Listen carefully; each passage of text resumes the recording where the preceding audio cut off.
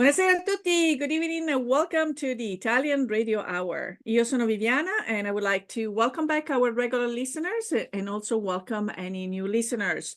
Also, be sure to like us on Instagram and Facebook at Italian Radio Hour and subscribe to our YouTube channel to catch up on any past video interviews.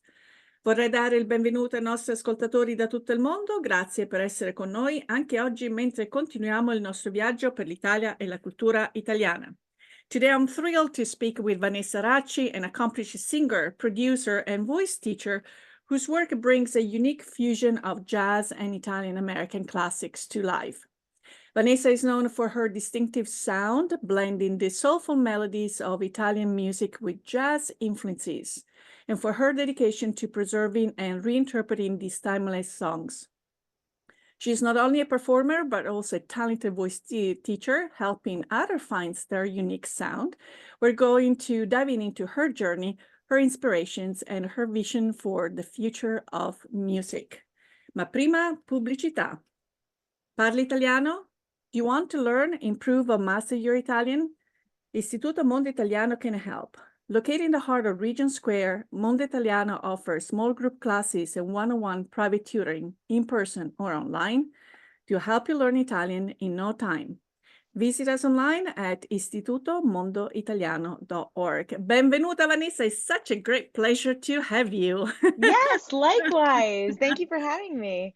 So it's been a few months since we actually met face to face at a gala, where also the work of Dina Martin was being recognized, and you interpreted some of the successes during the evening. And I was so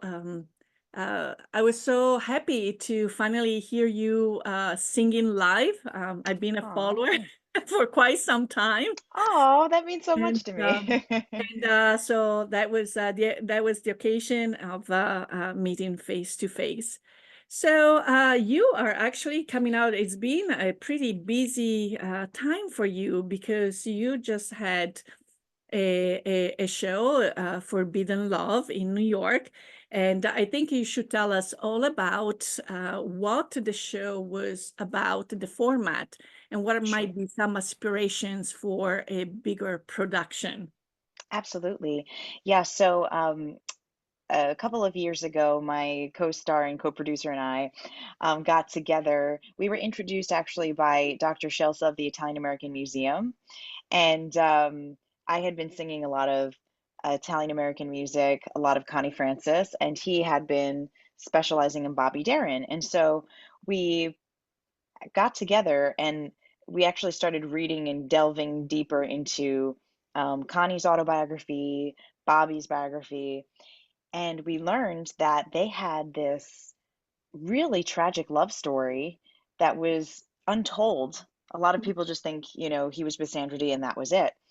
But they came up together to fame in the 1950s on Tin Pan Alley, New York City. And he was actually writing songs for Connie at the time. I didn't know he started by writing songs for her. And then they fell in love. Her father forbade her from being with him. He even like chased him away with a gun, and he forced their manager to choose, one of them versus two of them, and they couldn't be together. They rose to fame. They wound up having to stay in touch through letters, and then eventually he moved on. And he died at the young age of 37. And to this day, she says he's the one who got away. Like he was her true love. So we thought this story was so compelling, and we said, we love performing the music of Connie Francis and the music of Bobby Darin, but this is much more than just, singing the music. This is a story. This is a musical, a mini musical. And so we wrote a libretto, and we performed it. And the first time we previewed it was actually, I think, in 2021 at the Columbus Day Parade on ABC7. We just did like 2 songs to preview it. Then we performed it at the Columbus Citizens Foundation just to like as a first initial private performance. We evolved the show a little bit more, then did the public debut in 2023 at the Green Room 42 in New York City. And that only holds maybe like 100 to 150 people. And so I wanted to take it to a bigger stage and start touring it around the country. And our first step to taking it to a bigger stage was we rented Yorktown Stage in Westchester. It's a 500-seat theater. And we just had a very successful show October 19th. Mm-hmm. 400 people came out to see the Oh, show, that and it was is beautiful. We had an eight-piece orchestra, lights, did professional videography, so it was really a success.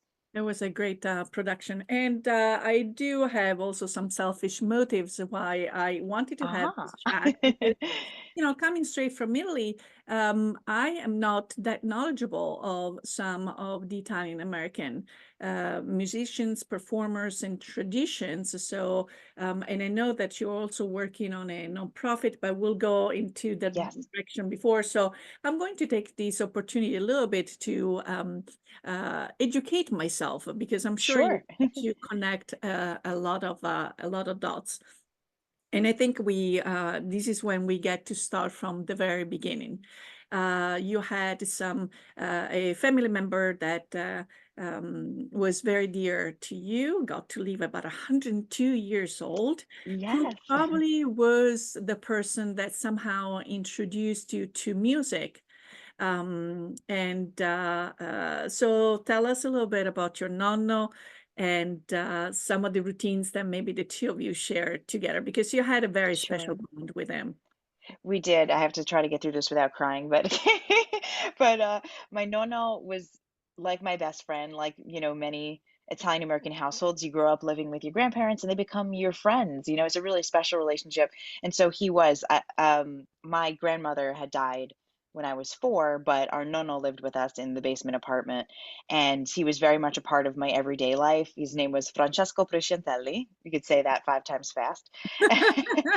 He had 13 letters in his last name, so he always said, "That's my lucky number, 13." Well, 13 is indeed a lucky number in Italy. So yes. Exactly, exactly. And his father immigrated here from Gioia del Colle in Mhm. Puglia, Puglia. and but he always used to say Ambares, I guess because they live so close to Bari. So, and he would tell me all the stories of the immigration. I have so many that it's really special. I'm gonna have to write them so I don't forget them for like the future generations. And they immigrated to like East Harlem on, uh, he said it was 112th Street and Second Avenue, and lived in the tenement buildings. He was one of like 5 siblings, and then his father died of pneumonia when he was only 27 years old, with 5 children. And so the mother remarried and they had 5 more, and they all living in this small little apartment. It was a And fun house. yes, exactly. And so he eventually, moved to Mount Vernon.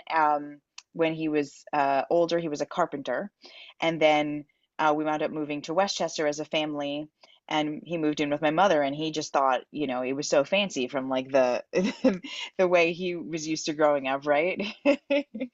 And so he lives in the basement apartment.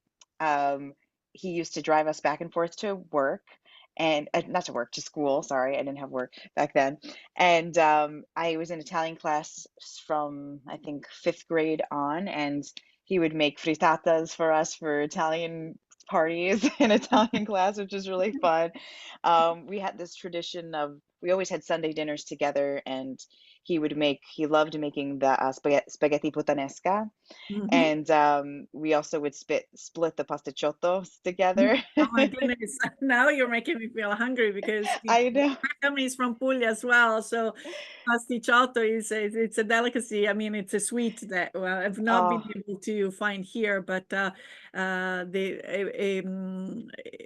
let's call it brand, but a pasticceria that is very famous in Puglia is also in Rome, by the train station, some other strategic places. So it's always that stop, yes. get off the train, go and get a pasticciotto. So you And we know. always used to like split them because they were big. I mean, we bought them from the local Italian bakery, but they were like really big, so we'd always used to split it in half. Mhm. And that was our favorite thing to do after Sunday dinner. And then he also used to play the music of all the great Italian American singers throughout the house, like Connie Francis, Dean Martin, Louis Prima, Lou Monte, Jerry Vale, the list goes on and on. And I grew, even though I'm a millennial, I grew up listening to all this music Mhm. and I absorbed it. I started singing it at family parties. Like I remember singing up and singing Al di là del vero when I was like 12, you know.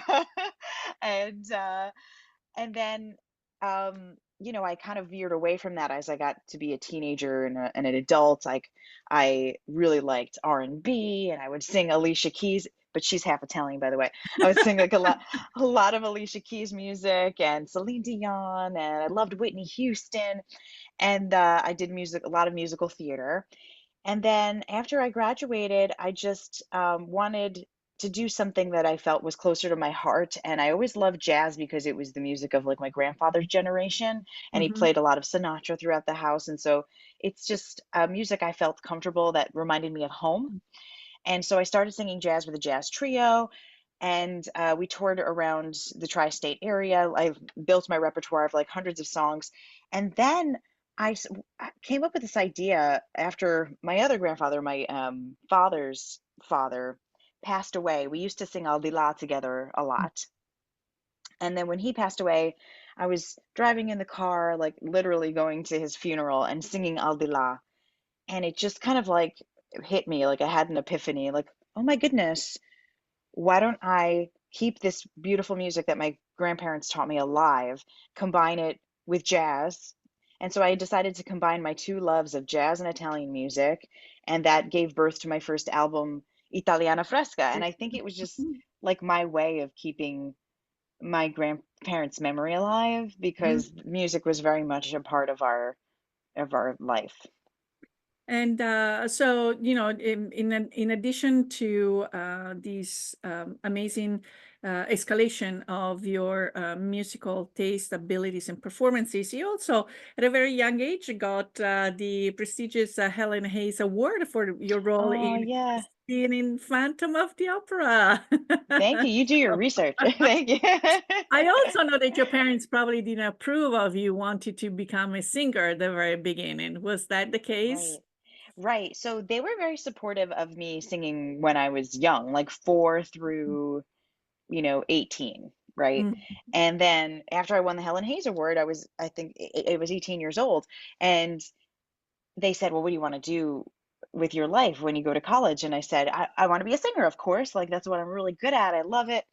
And they were like, oh no, no, that's not a real job. That's a hobby. Like you should do that on the side and do something more stable as a mhm, career. And I remember it hitting me like a ton of bricks because I was like, well, I don't know what else to do, you know, because that's what I was really good at and what I loved. And so my mom was like, why don't you look into marketing? And so I went to school for business. I went to school for marketing, and I wound up getting a great job at PepsiCo. And mhm, um, I made a lot of money, but I always felt like I was acting, mhm. I like know pretend. it wasn't really coming from your heart. I mean, it was a job. Yeah. It was a job versus your passion. That they always say, if you love what you do, you never work a day in your life. And both you and I and many other people know that to pursue our passions, we actually do put a lot of a great deal of work. Oh, Whether yes, it's it's a possible lot or of work. not, we know we know that it doesn't happen magically or overnight. So at some point, what was there a triggering an episode or something where it said, basta, enough with this corporate life. Yes. I want to take a chance. Well, well, I did both for most of my career actually. For maybe like, I don't know, 10 years.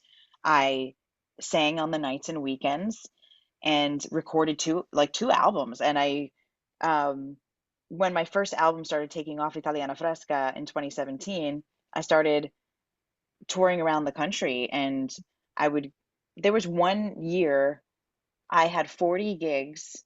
I was Wow. working 9 to like 8 at PepsiCo.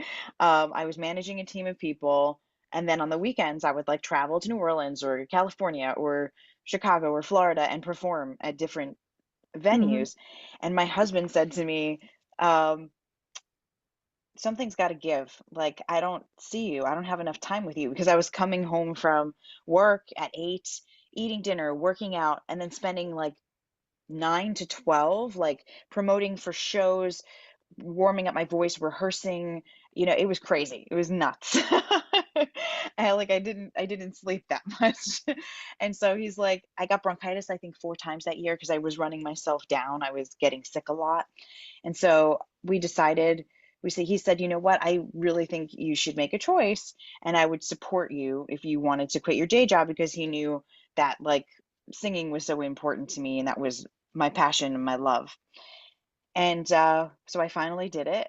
And I was really reluctant at first because I was so used to making a lot of money, and I worked like since I was 14. Like, I had a job since I was 14 years old. Yep. So it's really hard for me to like let that go and then rely on his salary to pay the bills. And I was bringing in some money, but it wasn't like that much. Mhm. And he's like, I trust you. You are a go-getter, and you're going to be able to build this. And I did. And now I have like a fully self-sufficient music business. Like, a lot of people don't look at singers as business people, but we're entrepreneurs. And I So wanted to dive in a little more, both in your creative process and your teaching. So, sure. whenever you're producing or arranging a song, how do you decide which elements to incorporate to blend jazz, maybe with Mm, your Italian American traditions? And maybe, sorry, I should have asked this question before, but we kind of went that's okay. into a different direction. Um, the commonality and the research that you have made that put together New Orleans and the Sicilian American culture. So Yes, yes, yes. tell us a little more about Sure. this. People S might not be familiar with that. I know a lot of people aren't, and that was kind of like my mission, to try to spread awareness of Italian American contributions to music in America.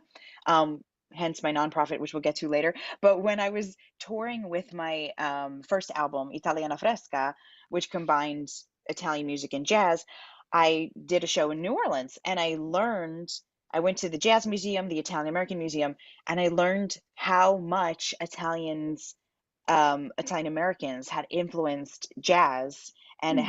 what a big part they were of like just jazz, you know, becoming popular in America. And so a lot of Sicilian Americans were immigrating to New Orleans in like the turn of the century, in the early 1900s, late 1800s. And one of those was a man named Nick LaRocca, Hmm. and he actually formed the very first jazz band in history, and made the very first jazz recording in history, and helped to popularize the art form. And so a lot of people don't realize that. He shot himself in the foot, though, because he claimed to have started jazz single-handedly, and he pissed off the entire Black population. So I Can you think that's why his history is buried. But if he could have just shared, he would have been imagine? more part of history. Yeah. So so we're talking about the original Dixieland Jazz Band, right? Yes, yes, Yeah. yes, Yeah. yes. Hmm. And obviously he played a huge role in popularizing jazz, but so did, it was a Black American art form, and so he kind of ignored that, and that's why, like, I think he's not as celebrated, unfortunately. But if he could have just said, it was a collective effort, that that would that would have helped his But career. served in a little better. Um, Yep, so yes, let's go back into a little bit your creative process, because again, I'm trying sure. to exposure to some of the things that unless we were in the industry, we don't have exposure to. So as I said, your creative, you're incorporating jazz and Italian American traditions, and Yes, yes, mhm, yes. So I also want to talk about, so after Nick, he, um, you know, inspired lots of other Italian Americans to get into jazz, such as Louis Prima, right, who we mhm, know and yeah, love yeah, very I think much. there is a plaque in New Orleans. Yeah, Mhm. yes, absolutely. And Louis was actually one of the first people to combine Italian culture and jazz. I think maybe the first, because Nick LaRocca was Italian American, but he stuck to like American jazz. Mhm. But Louis started incorporating Italian language and into jazz, with all of the Sicilian slang he would add like into the songs, like uh I'm just a gigolo, and like all those songs, right? I eat antipasta twice just because she is a nice Angelina. Like he always incorporated Mhm. Italian culture into his music, which was pretty breakthrough at the time because it was at a time when a lot of Italian Americans were being discriminated against in New Orleans and they were changing their last names. And Mhm. so he was really bold to take that stance. Mhm. And then he inspired a whole lineage of Italian Americans in jazz, such as Henry Mancini, Harry Warren, who was born Salvatore Antonio Guaragna, Mhm. Chick Corea. A lot of people don't know Chick Corea is Italian. He was Mm. Calabrese, grew up in Boston, born to immigrants, and because he did a lot of Latin jazz, and so people think he's Hispanic, but he is Italian. Wow, Yeah. fantastic. I mean, we definitely need indeed that knowledge. So, um, yes, when I saw you on stage, you have an amazing ability to connect with your audience. So you are so Thank you. personal. You are so cute. Also, it's like, oh, you look like a little doll. You want to take. Thank you. Could thank my mom for that. She's a short one.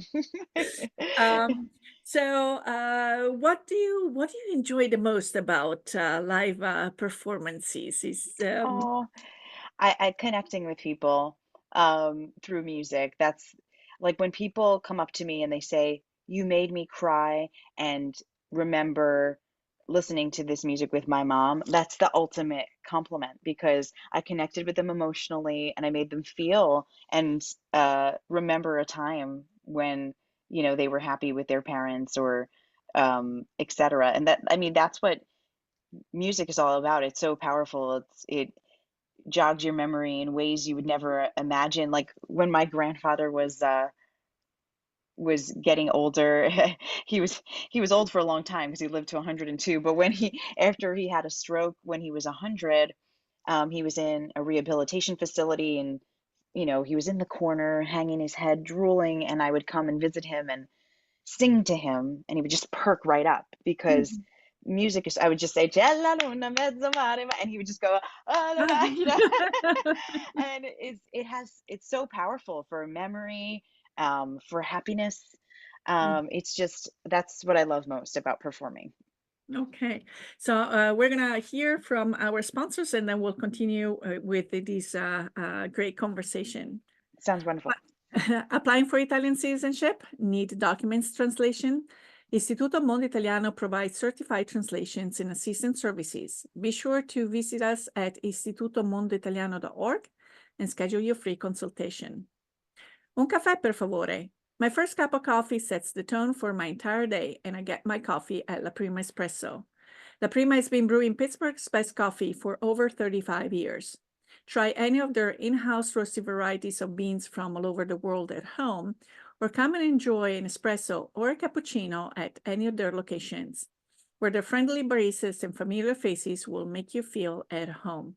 Visit laprima.com to get La Prima Espresso coffee at your door.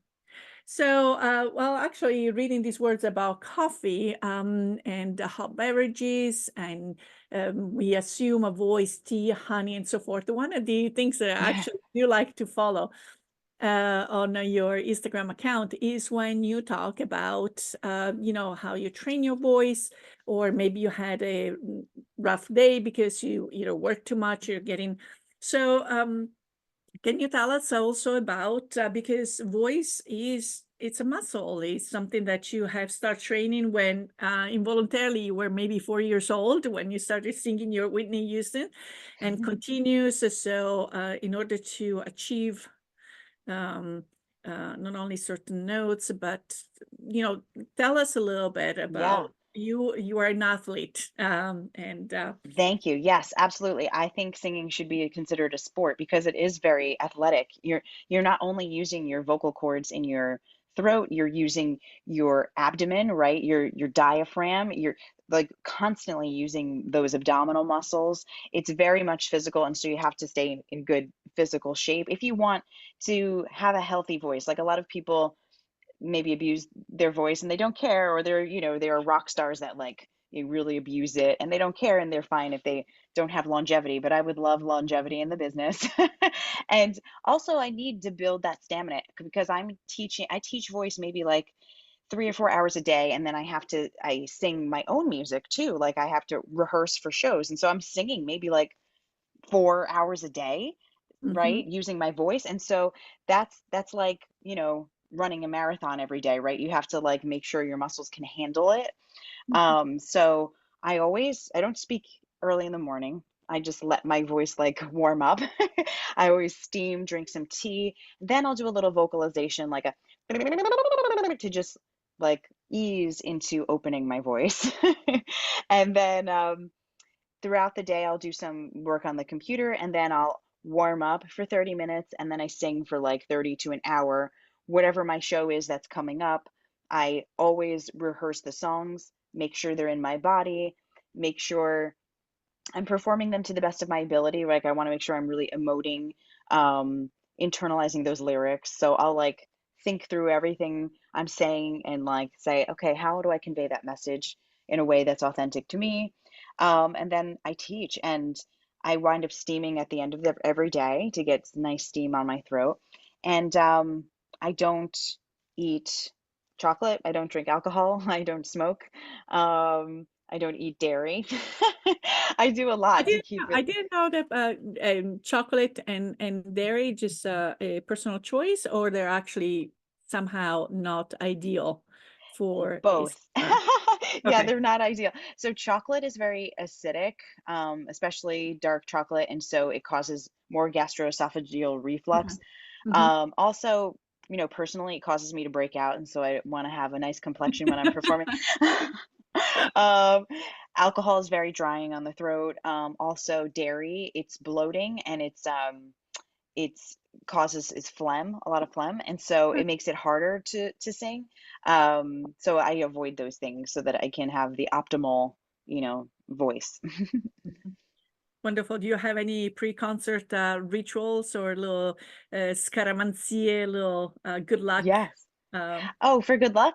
Not really anything superstitious, but I always steam. mm, Um, I always warm up with a straw. And then I always do my hair and makeup and oh, I use a neck retractor. I lay I lay on a neck retractor because people don't realize like if your neck hurts or if you're on the computer all day and you're like this, you're looking down, um, all the muscles and are connected, right? It's like that song, the the leg bone's connected to the hip bone and the hip bone's connected to like everything is all connected. And so mm, if you have neck pain, it affects the muscles around your voice and so I always make sure that I like massage my neck. I rub like CBD cream into it and I make sure that I like use a retractor so everything is nice and stretched mhm. and ready to go. So I'm sure these are also recommendations that you pass on to your students as well. So Absolutely. so what do you I'm a teacher myself, and Oh, personally, what wonderful. do you find what's the most rewarding about teaching voice? Oh, when I see them actually doing what I taught them and that they recognize that it's working. Mhm. That's the most rewarding. They're like, "Wow, I can hit that note. Wow, I don't have vocal strain anymore." Like that epiphany moment when they have that, I like it means so much. I'm like, "Oh, you're Mhm. welcome." So, And does that sometimes you're teaching, or have you found that you are influenced somehow? Your own singing performances are actually influenced by your yes. teaching voice? Uh, Absolutely, because sometimes, you'll like there's so much to think about as a singer that sometimes you might get a little lazy. And so it always prevents me from being lazy. Like I'll teach them something and then I'll be like, wait a second, did I do that in my last show? You know, keep myself honest. You're listening to little Vanessa on your shoulder. So what can you tell us about being a producer and a performer in today's music landscape with Sure. being a niche genre? Yeah. Absolutely. So, I think it's easier than ever. I mean, don't get me wrong, it's a lot of work, but it's easier than ever to be an independent artist, not signed by a major label, and to have a niche because of social media platforms like Instagram and Spotify. It's if you are good at targeting, you can find your audience or they'll find you, Mhm. and you can have a successful career without being famous. Mhm. Is there been a performance or an experience or even a collaboration that really stands out in your memory or that you might be most proud of? Oh, wow.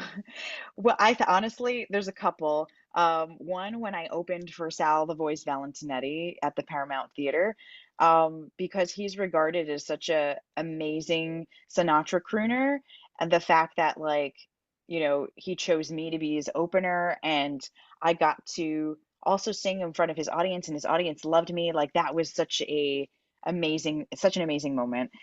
And then I also think this past weekend, at my Forbidden Love show, because I posted it on Instagram, but I got really sick before the show, and I was so upset because it was my baby and I've been working on it for so long. There were 400 tickets sold. I was crying. I was like, oh my God.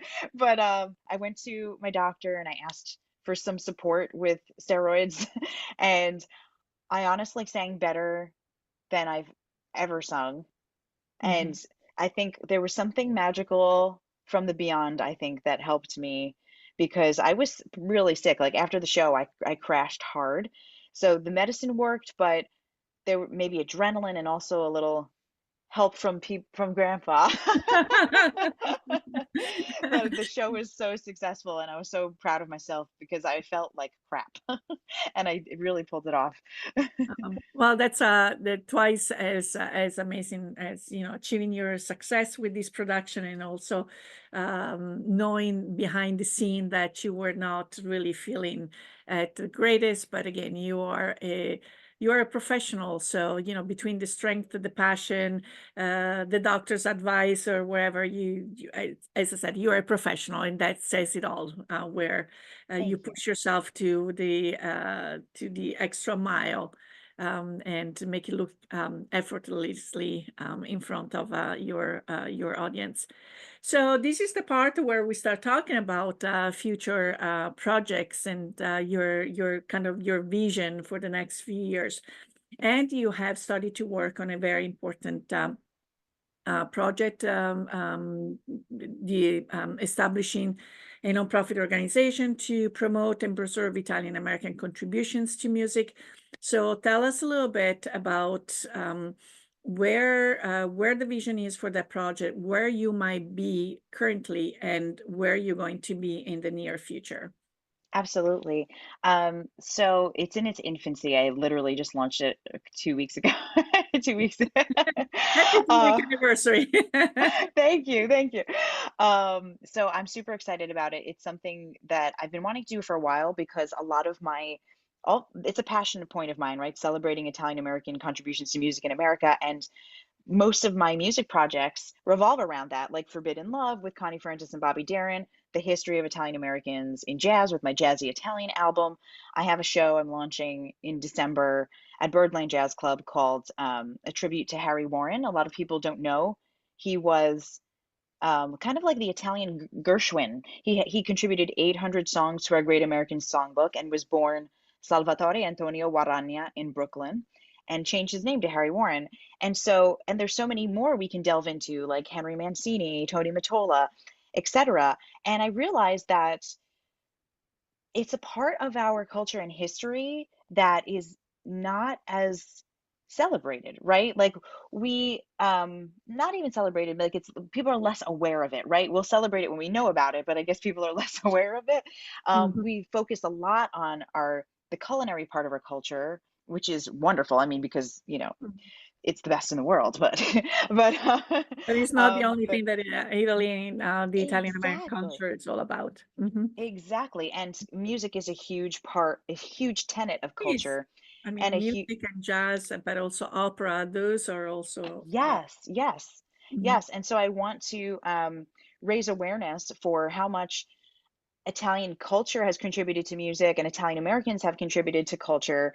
And then also support the future of Italian Americans in music because, um, myself specifically, and I find this with a lot of Italian Americans, we find that music is is less respected as a career, right?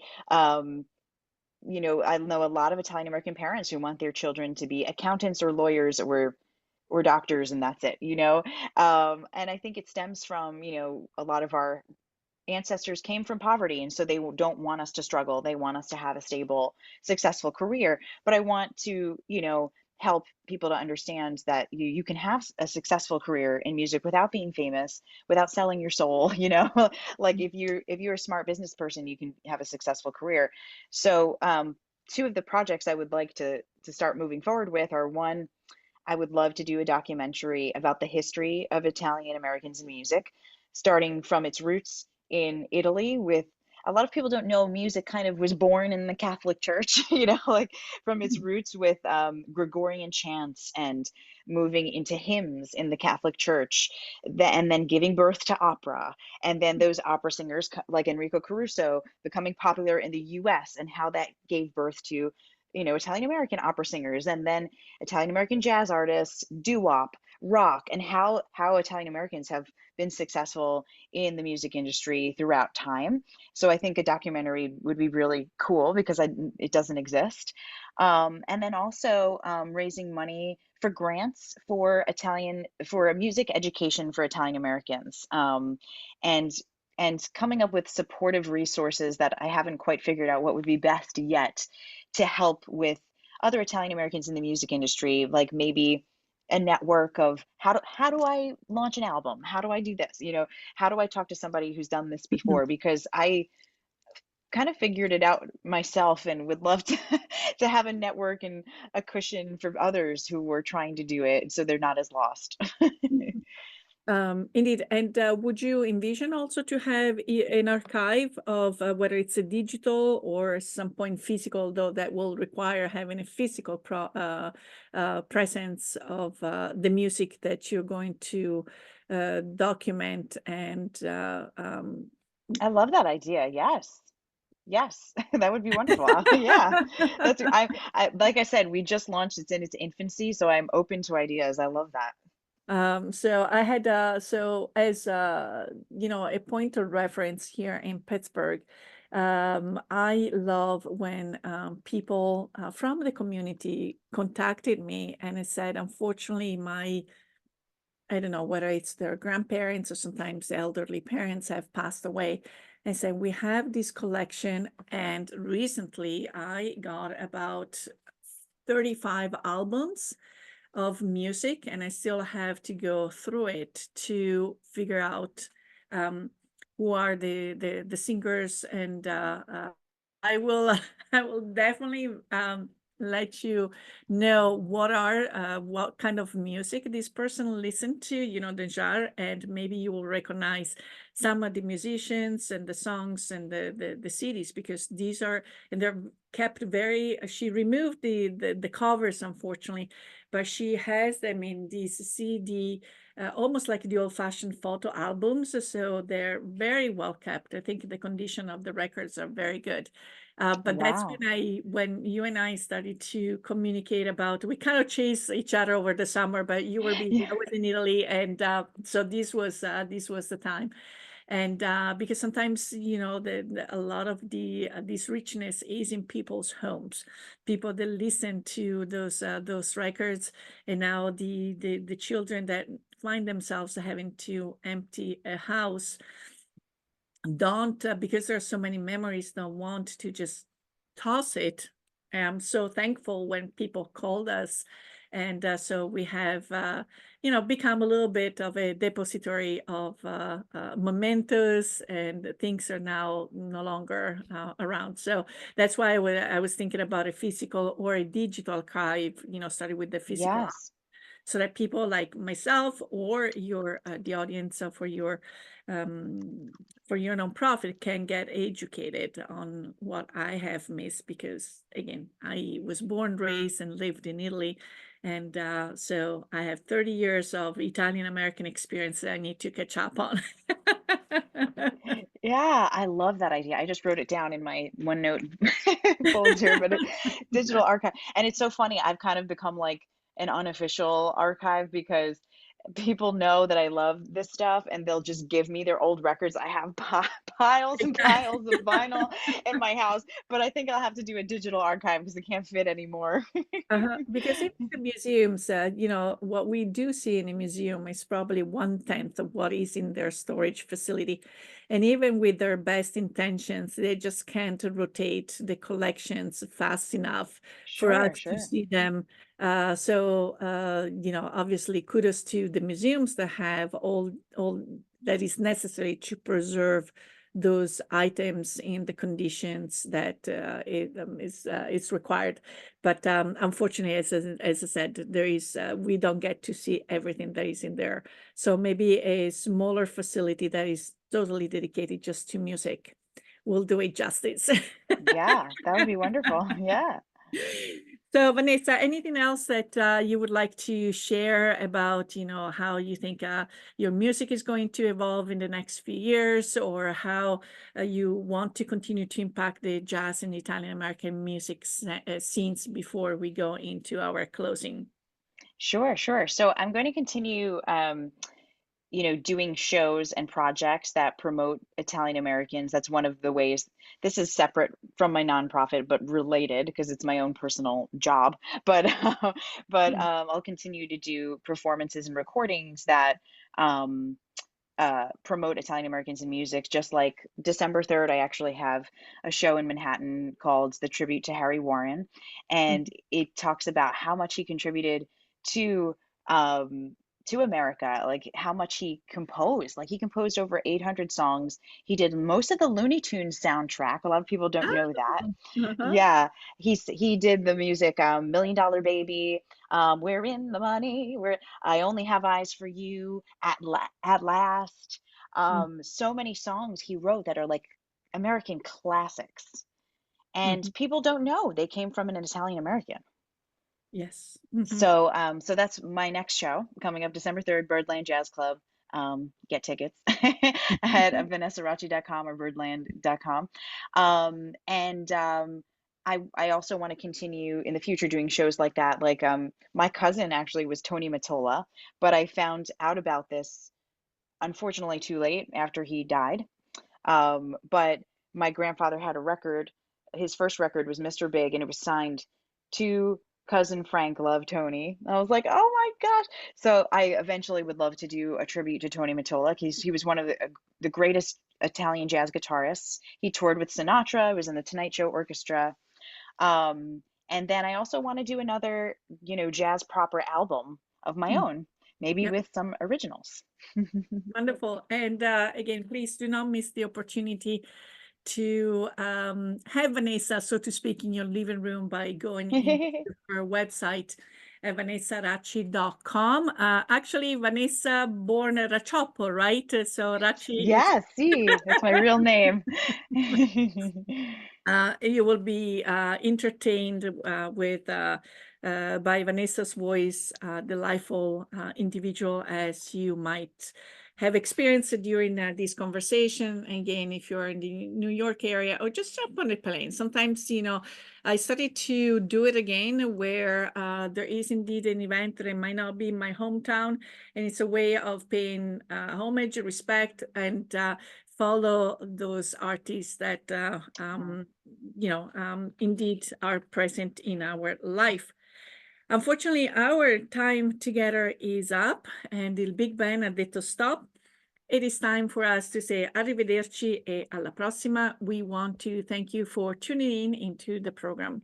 If you have any questions or comments, or if you have any topics you would like us to address, please contact us at theitalianradiohour@gmail.com. We would love to hear from you.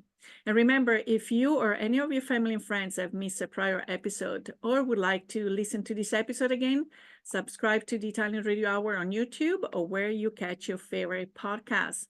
I would like to thank again my guest, Vanessa Racci, our sponsor, Istituto Mondo Italiano e La Prima Espresso. Until next time, alla prossima. Ciao, ciao.